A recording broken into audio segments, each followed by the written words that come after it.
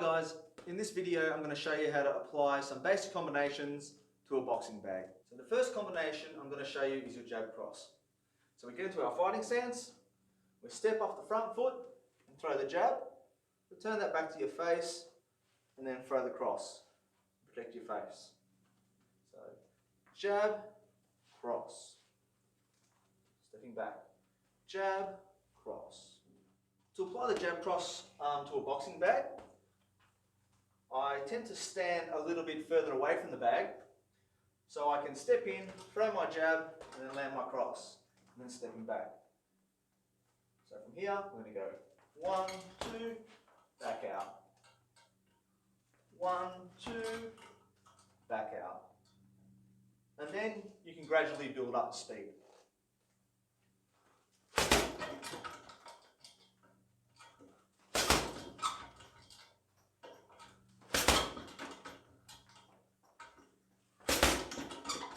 The next combination I'm going to show you is a jab, jab, cross. So, same thing in your fighting stance, with your guard up, jab, jab, cross.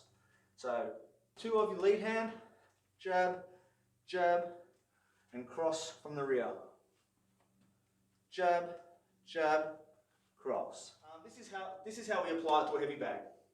So, same thing, get your distance, so we can lead, jab, jab, cross, then back out. Jab, jab, cross, and then back out. So from here, you can start building up your speed and building up your momentum. Back out. Back out. Back out. Now the good thing about these combinations, particularly this one, you can change the height in which you attack the bag.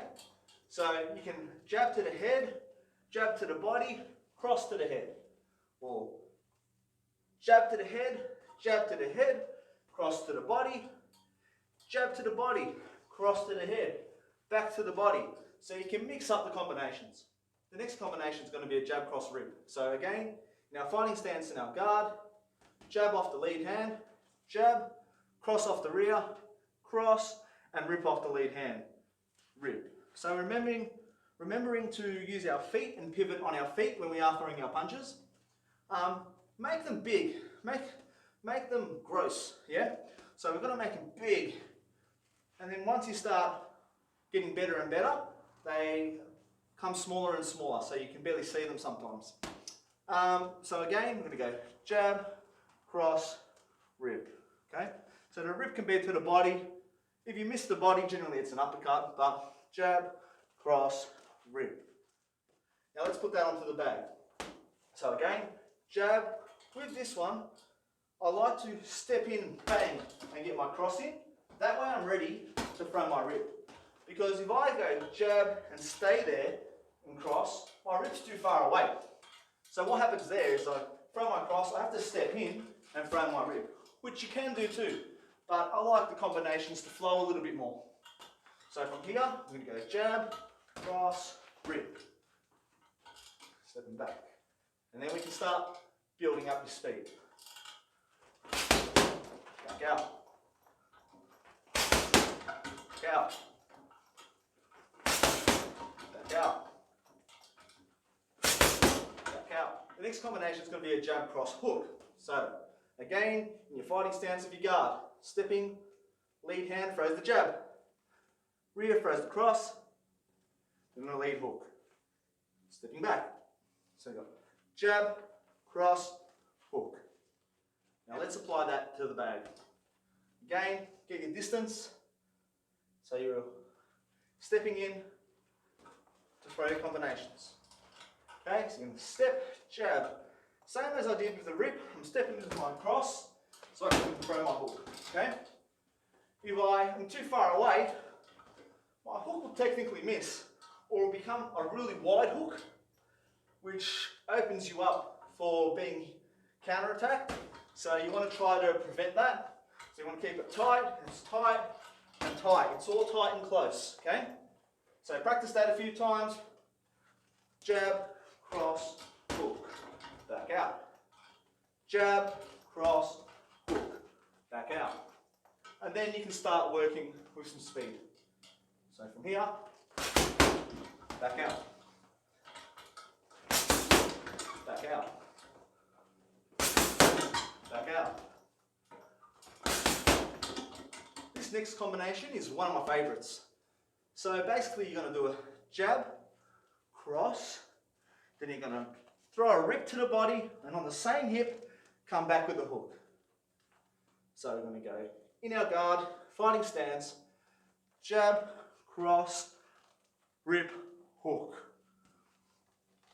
Jab, cross, rip, hook. Now let's try that on a bag. So again, we get our distance, step, jab, cross, I'm stepping into my cross, rip, hook.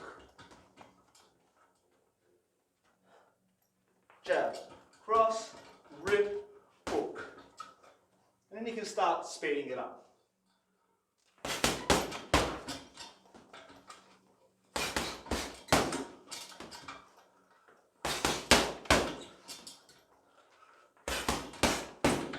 Now, with a lot of these combinations, particularly that one, I actually like to step to the side a bit. So I like to go 1, 2.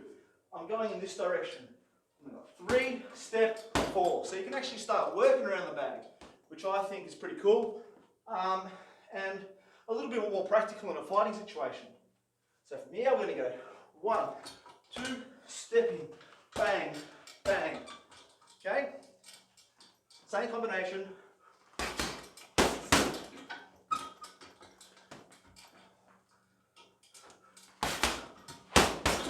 So you get some real good power on that. And then you can start speeding it up. Throwing it up. Going back.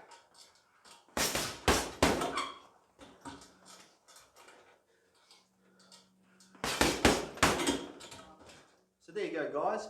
There are 5 different combos that you can practice. You don't need a bag. You can still practice them doing some shadow boxing, and you can still implement them on a bag, so you actually know what it feels like to make contact and how to correct your distancing depending on what range you're attacking from and where you're positioning.